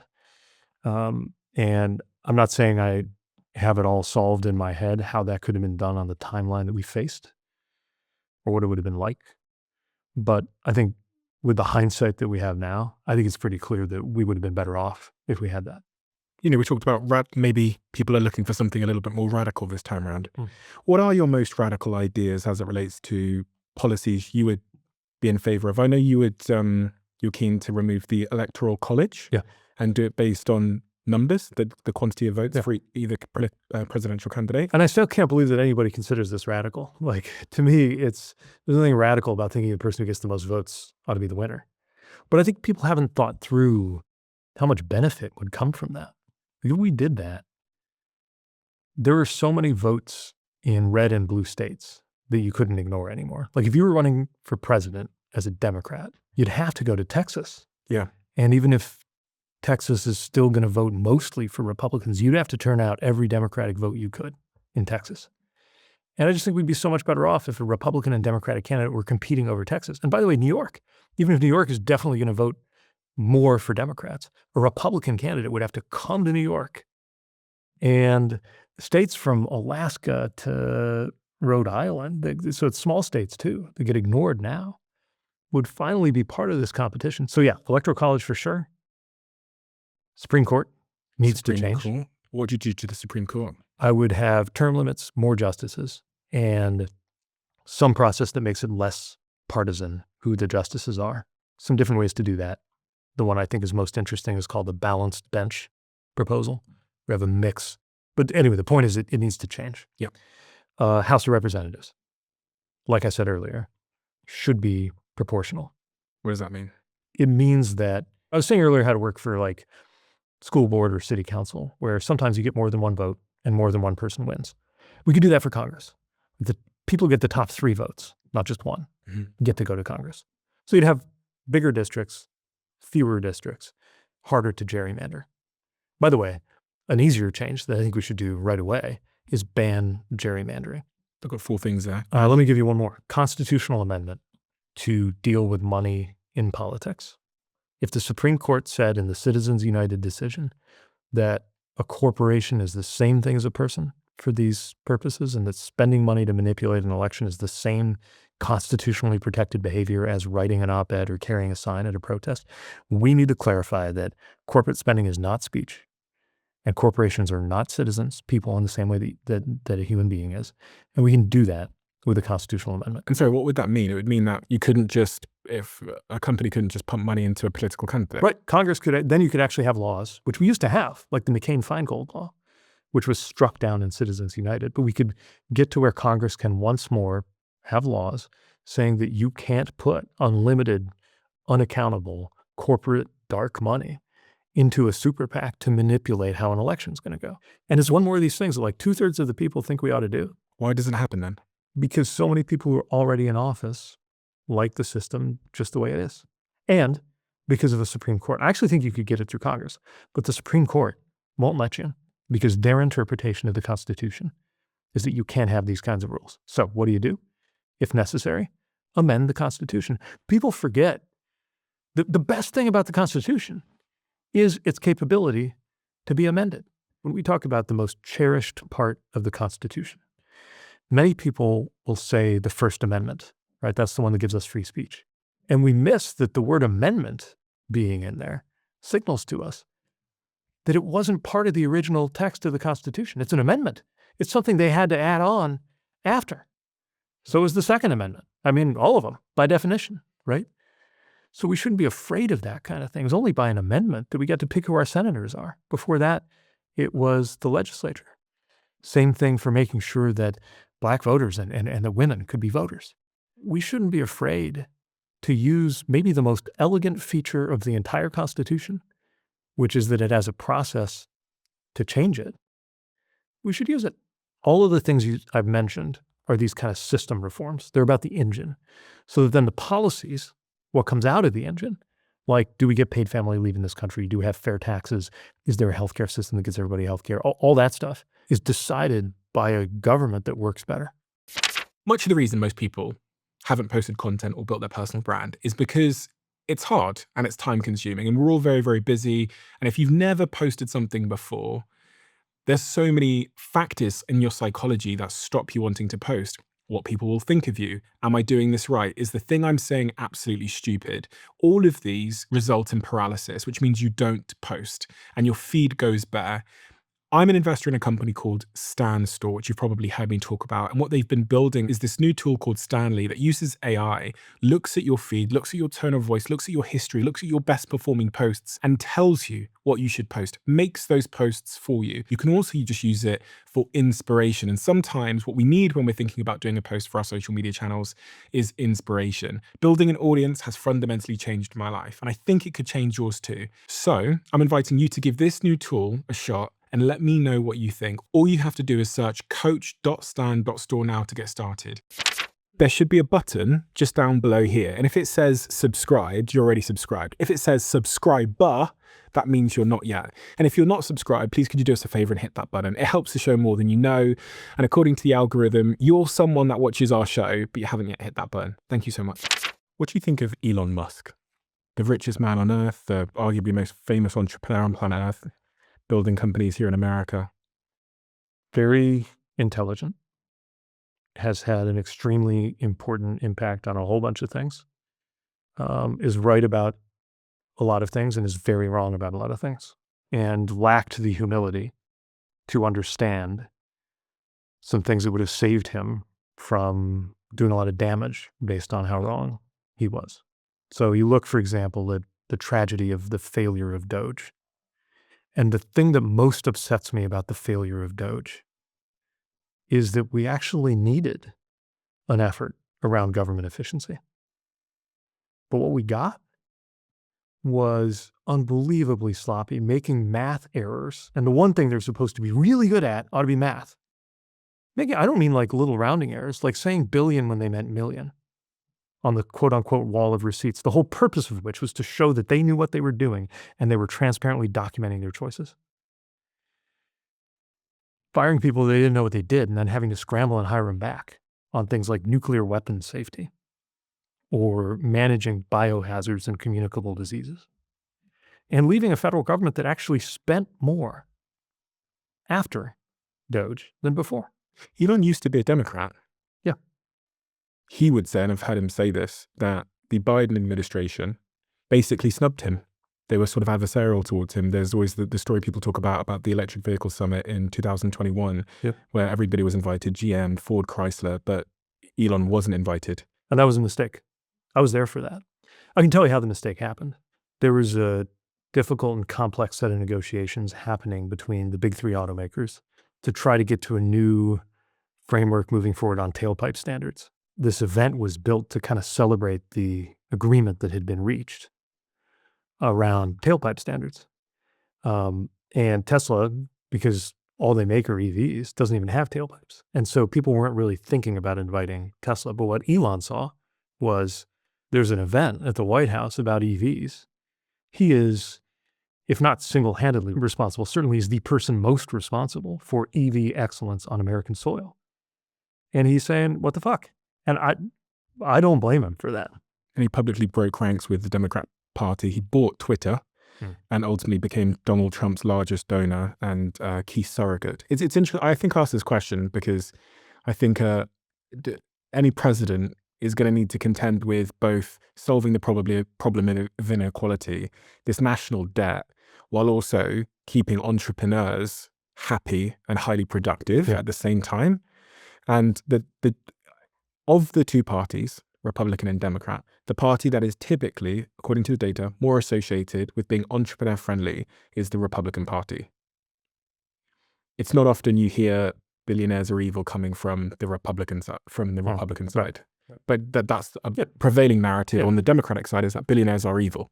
I don't know if that's the prevailing narrative, but I get what you mean. So it's more dominant on the left than it is on the right. Yeah, I think that's fair. Yeah. But look, I mean, you have to engage everybody if you want to be in a high position of leadership. Like the last time I had a specific problem with Elon when I was Department of Transportation, I called him. We talked it out and we figured it out and we actually solved a problem together. It is amazing in my experience how many problems can be, if not solved, at least better faced if you just pick up the phone. And we have this style of politics now where everything's combat. You're not just disagreeing with somebody, you got to destroy them, right? And that's really bad for America. It does not lead to good political outcomes. And so, especially when I disagree with somebody or I have a problem with what they're doing, we should be talking. On the left, you've got AOC saying you can't make $1 billion, you take $1 billion. Is that true in your view? I don't know. That doesn't make a ton of sense to me. I will say there's a lot of different ways you can get $1 billion. And right now, the easiest way to get $1 billion is to have $10 billion and do nothing. The thing we most admire about the entrepreneur is that they work hard and they do things and they make things, right? And they generate value. And I think most Americans don't spite you the value that you get from having created even more value. I think at the same time, we see a lot of outcomes in the market that seem to be about just like money just sort of happening to whoever already has money. Many of them have seen their wealth go up like tenfold in the last few years. Way more than how much their wealth went up in the few years before that. So I guess like the thing you did between 0 and $1 billion, in my experience, is usually much more impressive than whatever you did between 1 billion and 10 or 10 and 100 or 100 and 500. And I think we are in a political system where it would just be so naive to think that the amount that the market gives you is just purely equal to the amount of benefit that you create or the amount of hard work that you put in. Some people work hard and they earn a lot. And some people don't do shit and they wind up with a lot. And some people are a mix of those two things. It's definitely not correlated to hard work, that is for sure. I've never met anyone that worked harder than my mum, and working in, coming from Nigeria, can't read or write, comes to the UK, works every waking hour that she can, never complains, and still financially struggling as a result of that all the time growing up. So I know that very intimately, that hard work doesn't equal wealth at all. And I don't think people would be as angry about billionaires as they are if there weren't millions of people whose story is closer to that of your mom. And it brings me back to this idea of the American dream, where it's supposed to be the case that generally you come out ahead if you, as the saying goes, you work hard and you play by the rules. And that definitely happens sometimes, but it doesn't happen enough now. And most importantly, it happens less in America than in certain other countries, and it happens less in America than it used to in America. And those two things are the big blinking alarm lights to me. AOC also said a system that allows billionaires to exist is immoral. Yeah, I don't think I agree with that. It's not whether they exist. It's having too much power. It's being able to turn economic power into political power. And then using that power to get even more wealth. That's why people are so furious, because they see that happening and are not wrong. And the role of money in our politics is just one example, probably the biggest example of how that can happen.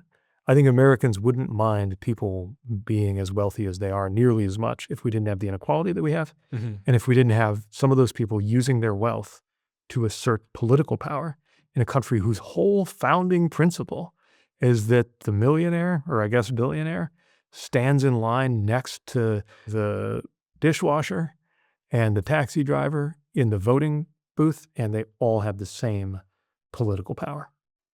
Yeah, it's interesting because I can weirdly relate to both sides of the spectrum. If you go back, 13 years, I am broke, family aren't speaking to me, because I've decided to drop out university, and I can't feed myself, to put it in a nice way, for a long period of time.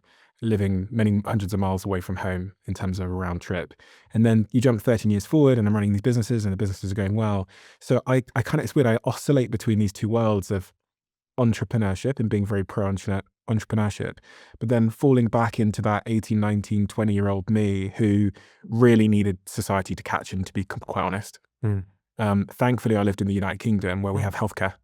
Yeah. But when I moved here at 25 years old to launch the business here in New York City and run the office here, I discovered that you guys don't offer like health, and that I had to, as the employer, pay for all of my team members' healthcare. It was just really, what the hell is going on? I thought this was the land of the free and all those kinds of things.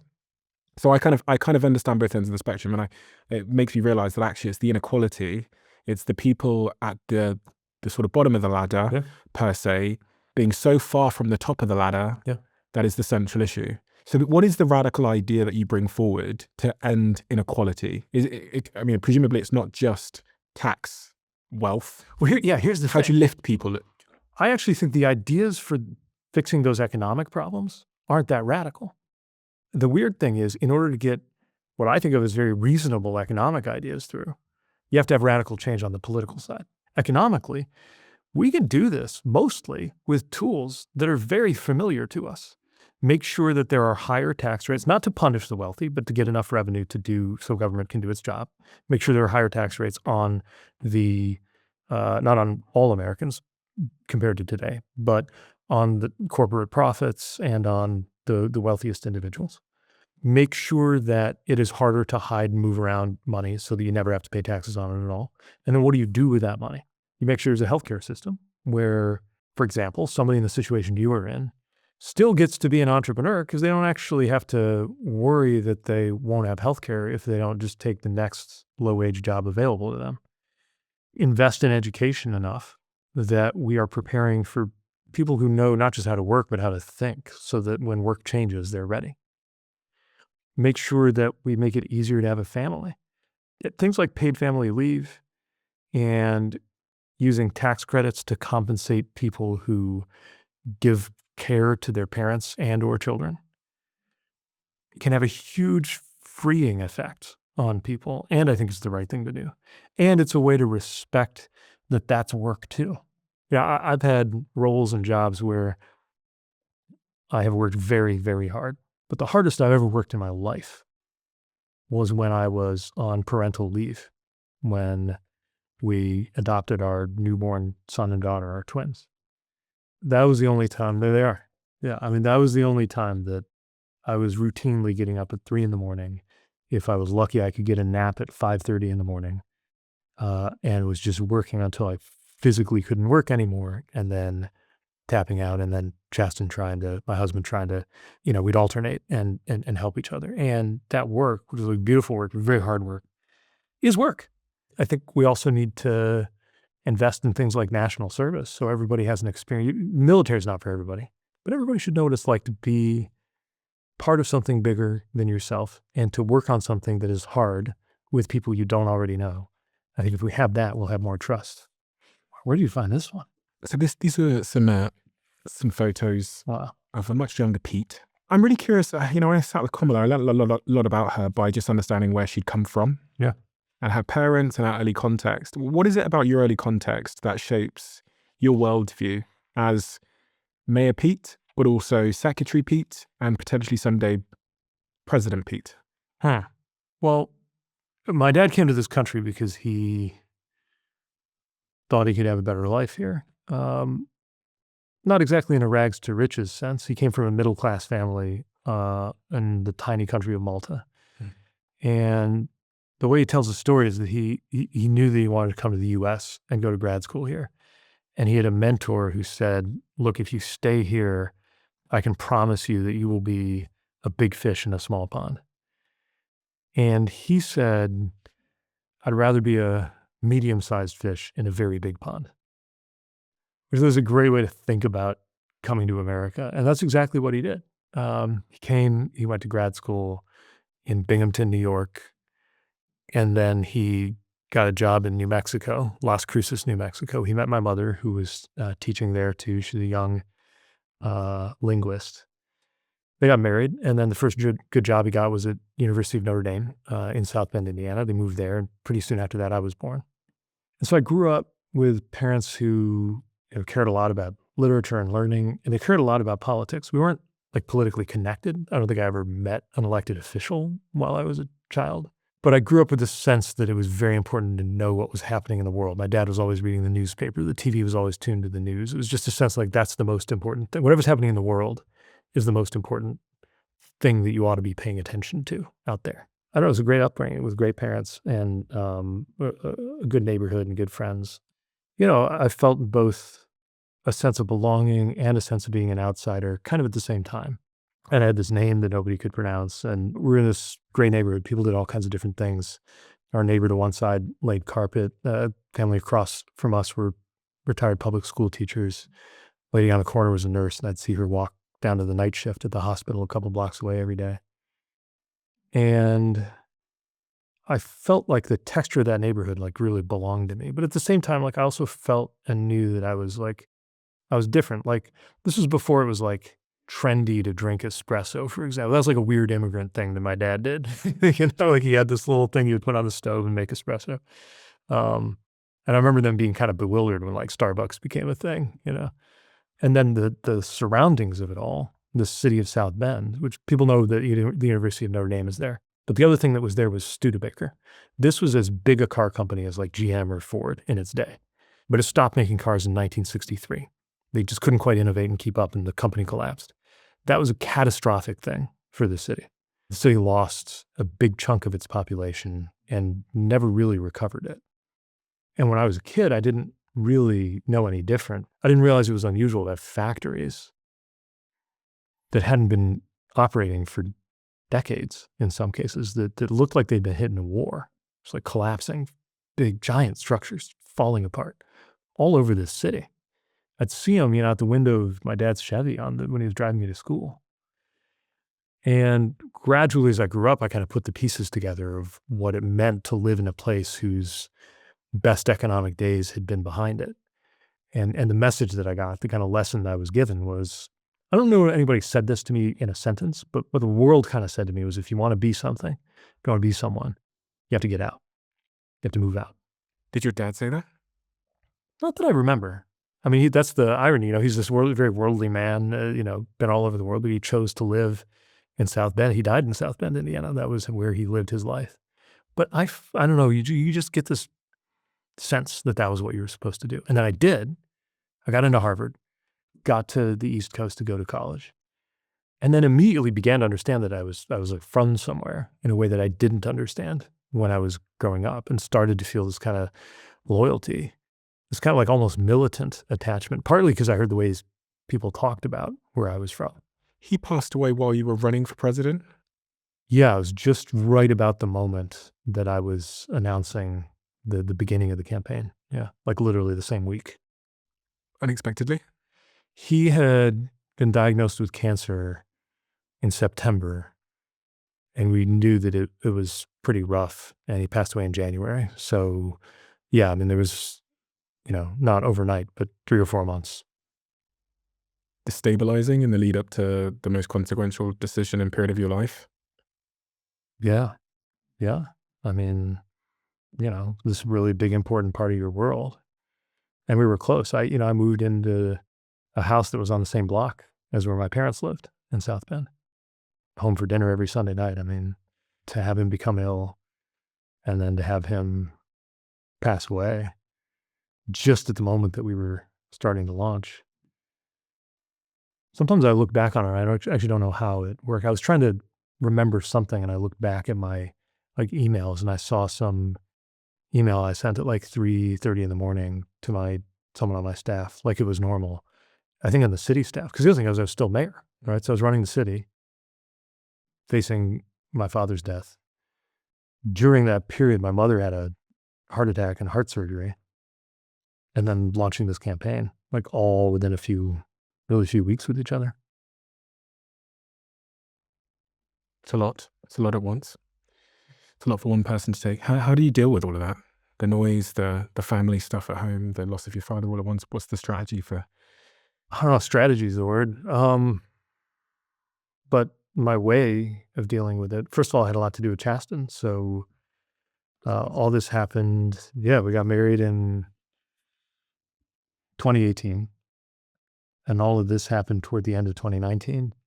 So we hadn't been married for long, and he never guessed when neither one of us guessed on our first date, or even when we got married, that this was happening. What is the, I've got lots of friends who have been on the journey of sort of discovering their sexual orientation at a young age, and then going through the process of being comfortable enough in their environment to announce it to the world. Yeah. How does that, what's the sort of the journey of you knowing who you were and then feeling comfortable enough to announce it? And what was how do I put together the picture of like how your parents understood that, how the world understood that, how you understood that? And also, I guess the other question that I have is like American politics. Yeah. How does that understand it? You've got the right, the left. Yeah. How do you think about all of that at the moment? Yeah, I mean, I'd like to believe we'll get to a day when it's just not a thing. No one cares. And it doesn't affect your career. It doesn't affect your opportunities in life. It just is what it is. That's how I feel it should be. But, that's not how it was or how it is. I mean, when I was commissioned into the Navy Reserve, it was still the law of the land that if I was known to be gay, I'd be fired, right? In fact, when I finally made peace with this reality that I was gay, At what age? I was well into my 20s, because I wanted so bad for it not to be true. That even though obviously I was the whole time, I just needed it not to be true. And working through that took most of my 20s. And then when I finally kind of came to terms with it, it was also around the time that I was running for mayor. And maybe because not being able to come terms with it meant that I didn't have really a dating life.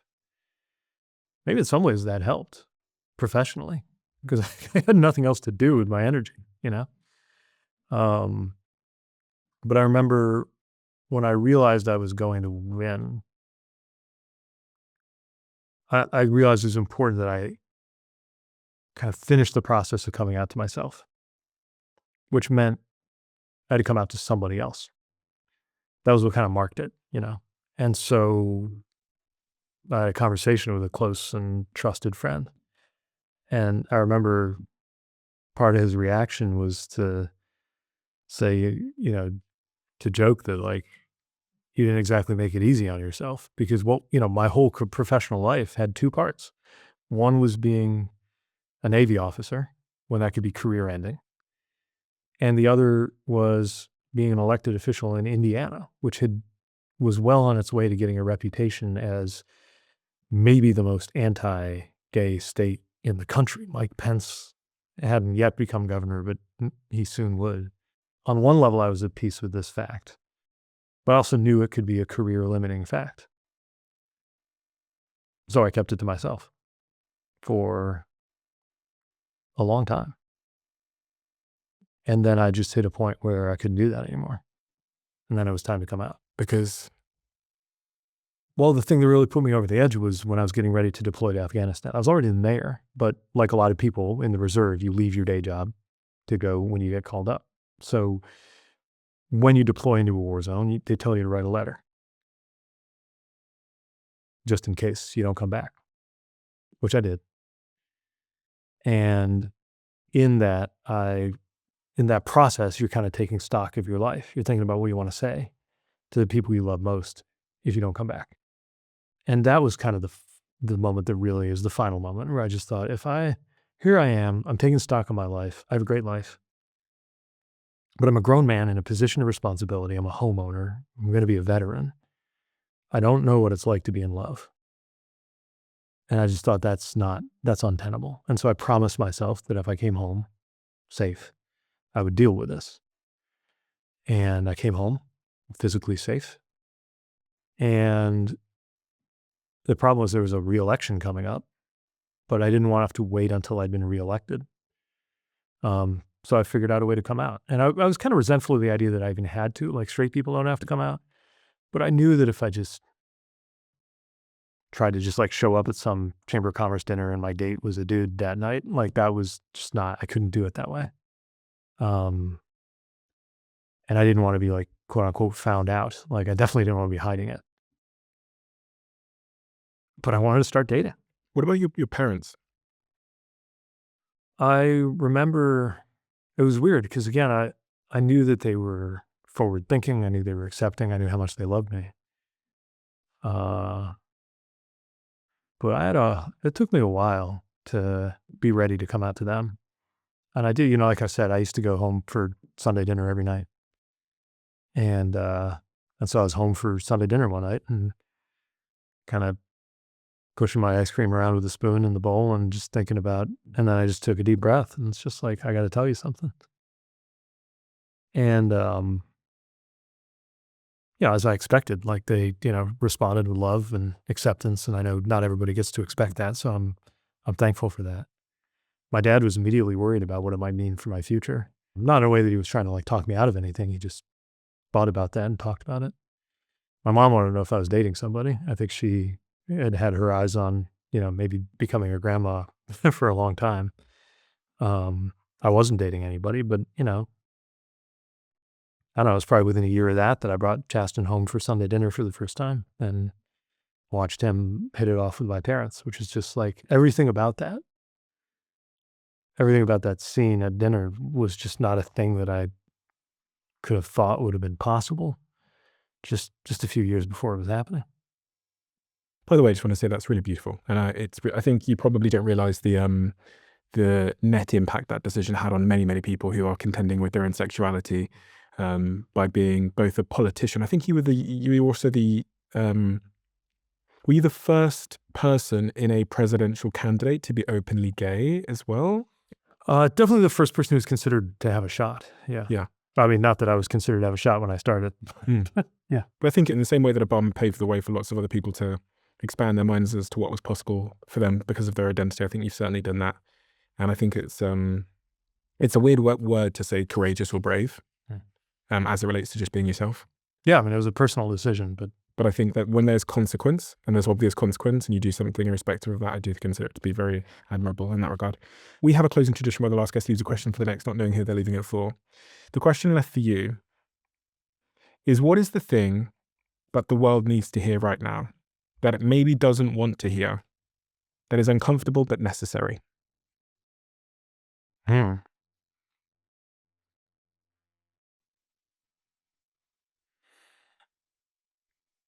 I think it's that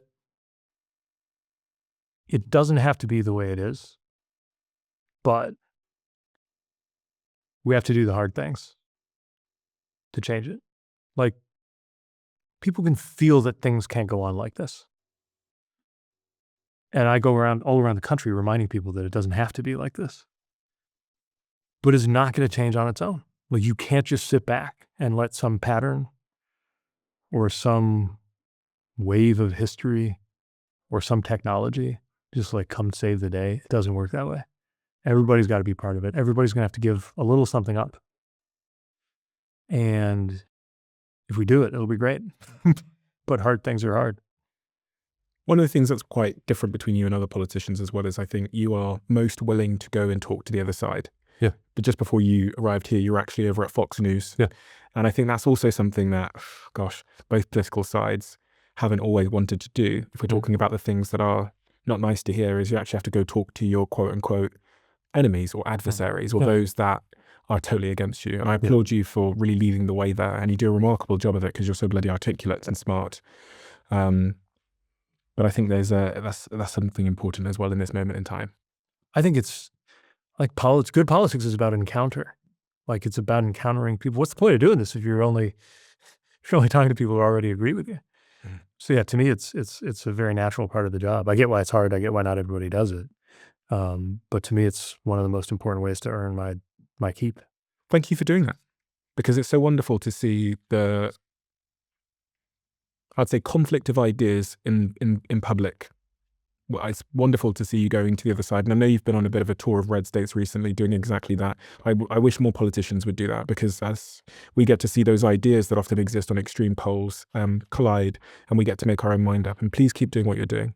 Thank you. I think it's really, really remarkable. And the values that you have, I also I'll keep going. respect a huge amount. So thank you for being here, and I appreciate your generosity. And come in. Thanks for having me.